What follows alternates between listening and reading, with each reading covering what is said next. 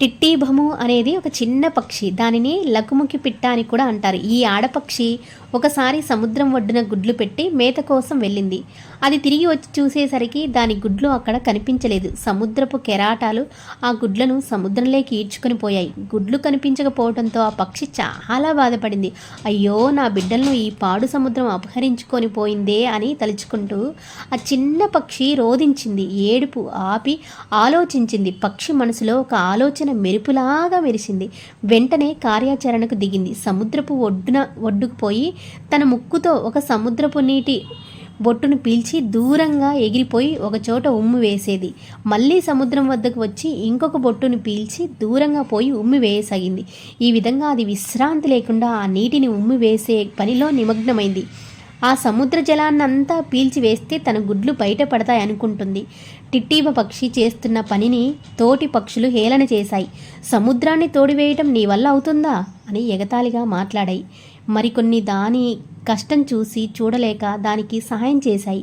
మొత్తానికి టిట్టీబ పక్షులన్నీ కలిసి సముద్రంలో నీటిని పీల్చడం, బయట వదిలివేయటం చేశాయి. ఆ పక్షులన్నీ కలిసి రోజుల తరబడి చేస్తున్న ఈ పనిని చూసి చెలించిపోయిన సముద్రుడు విషయం ఏమిటని వాటిని అడిగాడు. తన గుడ్లని సముద్రంలోకి కెరాటాలు ఈడ్చుకొని పోయిన విషయాన్ని టిట్టీబ పక్షి సముద్రుడితో మొరపెట్టుకుంది. ఆ పక్షుల పట్టుదల, సంకల్పాన్ని, సంతానం పట్ల ప్రేమను చూసి సముద్రుని మనస్సు కరిగిపోయింది. తన గర్భంలోకి జారిపోయిన గుడ్లను వెతికి తెచ్చి టిట్టీబ పక్షికి అప్పగించాడు సముద్రుడు.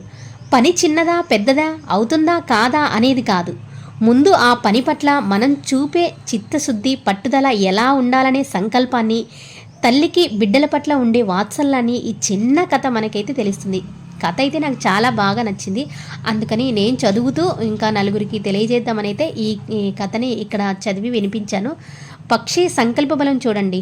సముద్రంలో తన గుడ్లు, సముద్ర కెరాటాలలో గుడ్లు లోపలికి వెళ్ళిపోతే ఇంకా అంతటితో వదిలేయకుండా ఆ గుడ్లను వెతికే పనిలో సముద్రంని అసలు ఒక్కొక్క చుక్క తీసుకెళ్తూ తన నోటితో బయట పడివేస్తూ అలా చేస్తూ ఎప్పటికైనా సముద్రం మొత్తాన్ని నీటిని తోడి వేసి తన గుడ్లను వెతుక్కోవాలనుకుంది. దాని సంకల్పము ఎంత గొప్పదో కదా.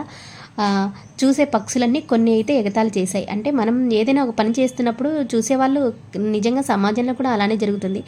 మనం చేసే పని చిన్నదా పెద్దదా, అవుతుందా కాదా అనే ఇది లేకుండా మనం పట్టుదలతో చేస్తే ఏదైనా సాధిస్తాం.